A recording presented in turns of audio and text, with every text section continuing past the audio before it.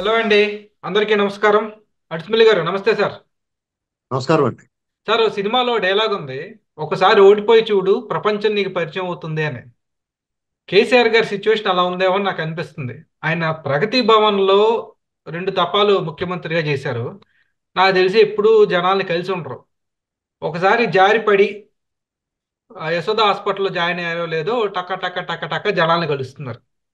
అంటే ఎలా చూడాలి సార్ ఇది? అంటే ప్రగతి భవన్లో కేసీఆర్ గారు కనిపించని జనాలు యశోద హాస్పిటల్లో కనిపిస్తున్నారు అనుకోవచ్చా? ఇప్పుడు మీరు చెప్పిన నా ప్రకారం ఒక్కసారి మంత్రి చేయి గణనాథ నువ్వు ఓడకుంటే ఒట్టు పెట్టు గణనాథ అని ఒక పాట ఉంది. అలాగే ఇప్పుడు కేసీఆర్ గారు ఒక 20 ఏళ్ల ప్రస్థానం చూసుకుంటే ఆయన పార్టీ పెట్టిన దగ్గర నుంచి తెలంగాణ కోసం ఉద్యమాలు నిర్మించినప్పటి నుంచి చూసుకుంటే దాదాపు 15 ఏళ్లుగా ఆయన హవా నడుస్తుందండి. 2009 తర్వాత 2009 డిసెంబర్ అంటే 2010 నుంచి లెక్కేసుకోండి. ఆయన ఆడిందల్లా ఆట పాడిందల్లా పాట. ఆయన ఏం చెప్తే అది వేదం కింద మారింది. అందరు రాజకీయ నాయకుల్ని ఒక రకంగా గుబులు కలిగించాడు ఆయన. మధ్య మధ్యలో అపజయాలు విజయాలు ఇవన్నీ ఉన్నా కానీ ఎంతో కొంత గ్రాఫ్ అలా పెరుగుతూ వచ్చింది. ఏకంగా 2 టర్మ్లో ముఖ్యమంత్రిగా ఆ రాష్ట్రం అంతా ఆయన గుప్పిట్లోకి వెళ్ళింది. వాళ్ళ నాయకులు ఆ, యథేచ్ఛగా వ్యవహరించారు. ప్రజలందరూ, లేకపోతే తెలంగాణ సమాజం, అలాగే ఇతర ప్రాంతాల నుంచి వచ్చి సరిపడిన వాళ్ళు కూడా ఒక రకమైన గుబులు దిగులతో ఉన్నారు. చచ్చినట్టు వాళ్ళకి మద్దతుగానే మాట్లాడిపోయారు అందరూ, ఇష్టం ఉన్నా లేకపోయినా.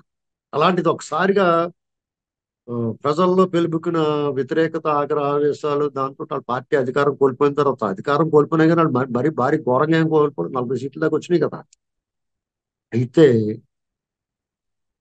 ఇక్కడ తెలంగాణ సమాజంతో పాటు ఇక్కడ ఇతర ప్రాంతాల నుంచి వచ్చిన వాళ్ళు కూడా ఒక రకమైన ఉక్కపోత నుంచి రిలీఫ్ కలిగినట్టు అనిపించింది నిజంగా చెప్పాలంటే.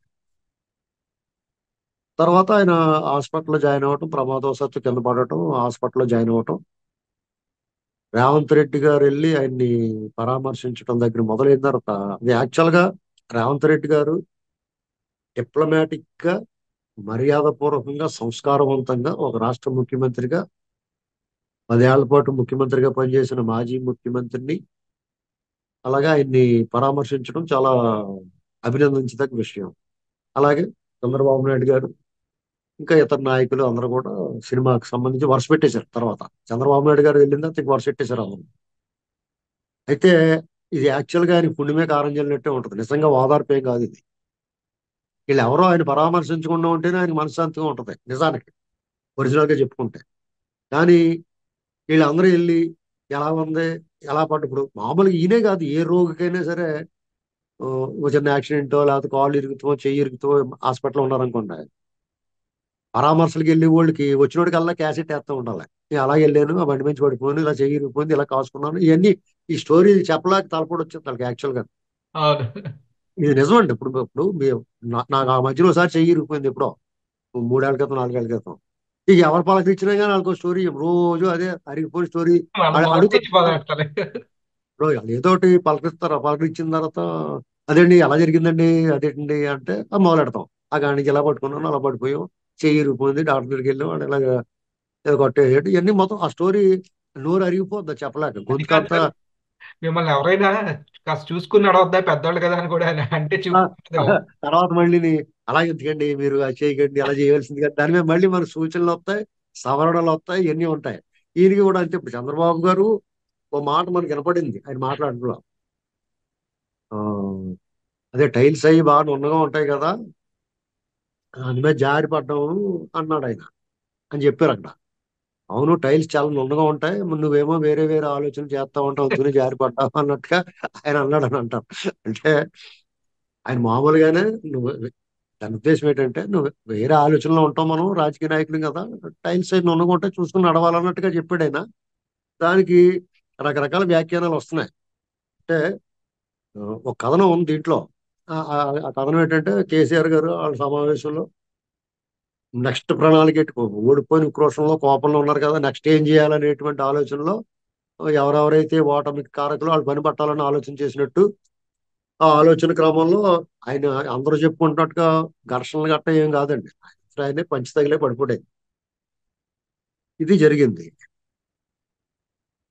అంటే ఇప్పుడు ప్రజలకి నిజంగానే ఆయన పెద్ద దర్శనం. ఇప్పుడు జగన్మోహన్ రెడ్డి గారు ఒక రకం, ఈయన ఒక రకం.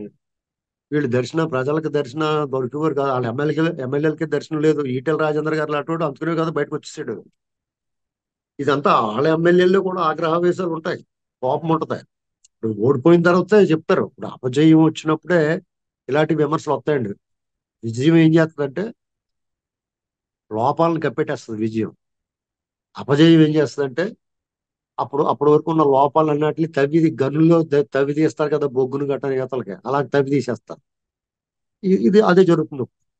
ఇంకా చాలా నయం ఏంటంటే తెలంగాణ రాజకీయాల్లో ప్రతీకార రాజకీయాలు ఏం మొదలవలేదు.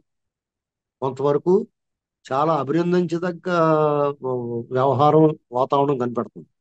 బృహద్భావ వాతావరణం కనపడుతుంది. అంటే రాబోయే రోజుల్లో కొన్ని సమీకరణాలు మారే అవకాశాలు ఉన్నాయి. అంటే రెండు జాతీయ పార్టీలు, ఒక ఉద్యమ పార్టీ, ప్రాంతీయ పార్టీ, తర్వాత జాతీయ పార్టీగా మారిన బీఆర్ఎస్ కింద మారిన టిఆర్ఎస్, అలాగే చాలా నిశ్శబ్దంగా ఉండి పెద్ద శబ్దం వచ్చేలాగా ఫలితాన్ని మార్చిన టీడీపీ. మీకు అర్థమైందా? చాలా నిశ్శబ్దంగా ఉండి పెద్ద శబ్దం వచ్చేలాగా ఫలితాన్ని మార్చిన టీడీపీ. టీడీపీ మళ్ళీ తెర మీదకి వస్తుంది. వీళ్ళు ఇప్పుడు కొంతమంది ఏం మాట్లాడినా టీడీపీ తాలూకు ప్రభావాన్ని ప్రధాన పార్టీలన్నీ గుర్తించినాయి. వాళ్ళు పోస్ట్ మార్టంలో బయటపడింది ఏంటంటే ఇదిగోరా బాబు, వీళ్ళ దెబ్బ గట్టిగా తగిలింది అనేటువంటి వాళ్ళకి అర్థమైంది. ఎవరికి మేలు జరిగింది, ఎవరికి నష్టం జరిగింది అనేటువంటి వాళ్ళకి అర్థమైంది.